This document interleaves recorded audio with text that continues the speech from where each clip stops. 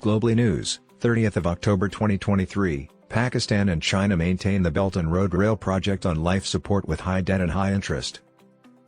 During the Belt and Road Forum earlier this month, China and Pakistan agreed to significantly reduce the cost of a critical project to rebuild Pakistan's outdated main railway line, the ML1. According to China and Pakistan, the project will now only cost $6.7 billion, a considerable decrease from the outrageous $9.8 billion Chinese project that Beijing had insisted on in recent years. The concept, first presented almost 10 years ago, has gained momentum due to the decision. The railway network in Pakistan's most important artery. The ML1 begins in the port city of Karachi and travels through the main towns in the country's center before making a circle to the west and ending close to the Afghan border in Peshawar. A northern branch of the ML1 ends about 400 miles from the Sino-Pakistan edge and proceeds toward China. Trains on the ML1 travel at a current operating speed of between 35 and 65 miles per hour. The line is dangerously close to accidents and has fallen into disrepair in addition to its slow speeds.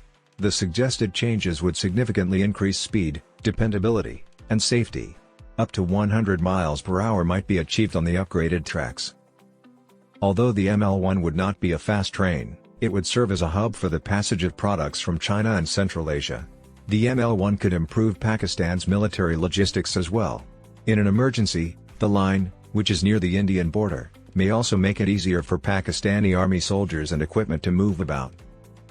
Although Pakistan's crippling debt makes the ML1 more financially viable, there is still a more significant structural obstacle to overcome. Chinese-fueled debt bomb in Pakistan. Pakistan is not currently able to increase its Chinese debt. Over the next 3 years, Islamabad will have to pay back about $80 billion in external debt. Lacking cash, Pakistan will have to reprofile or restructure its external debt by the time its current IMF program ends, which is early next year.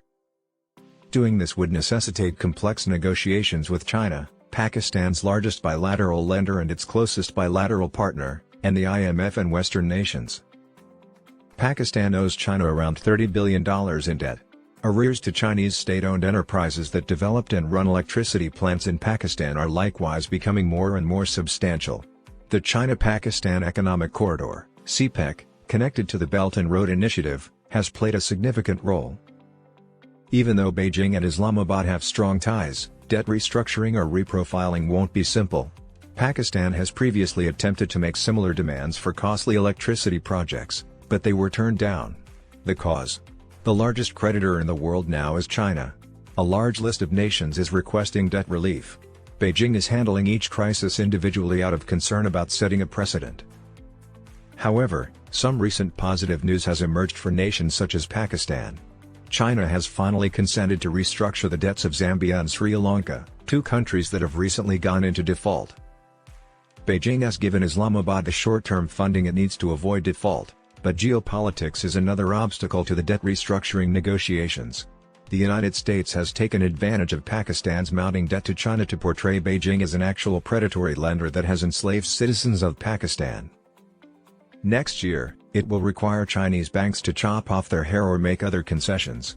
China will not want to be perceived as caving into American pressure. Should Washington turn this into a public conflict and Islamabad persist in its efforts to realign itself with the West, the process may take longer than expected. The Pakistan Army, who are Pakistan's true rulers, have made it plain since late 2021 that they want to reorient toward Washington. For instance, it has given Ukraine weapons through the United States and other Western nations. Beijing might, therefore, stall the process of getting Islamabad to make geopolitical concessions. Pakistan would experience yet another economic crisis as a result of the uncertainties. Aiming for a swift sale of state assets to Saudi Arabia and other Gulf Arab nations, Pakistan's military-backed caretaker government fears such a situation and wants to quickly amass the foreign cash required to pay off its external debt by the end of the year. Never is infrastructure simple. Pakistan must avert both a geopolitical crisis and an economic collapse to revitalize its deteriorating railway system.